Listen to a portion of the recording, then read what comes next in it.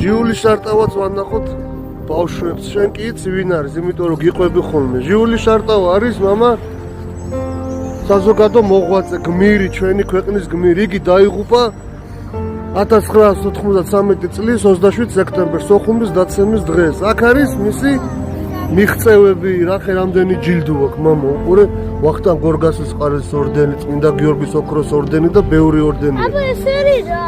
ხო, მამა, ეს არის მისი ბიოგრაფია. ხო, კითხულობდით ხოლმე ჩვენ. ჟიული შარტავაზაც უღალატეს მამა მარტო მიატოვეს და მან არ დატოვა სოხუმი და იგი დახვრიტეს მერე სხვა ქართველებთან ერთად.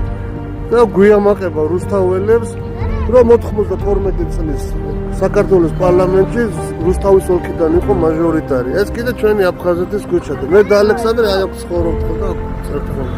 არა მამა, უღალატეს, მოატყუეს და მოკლეს მამა.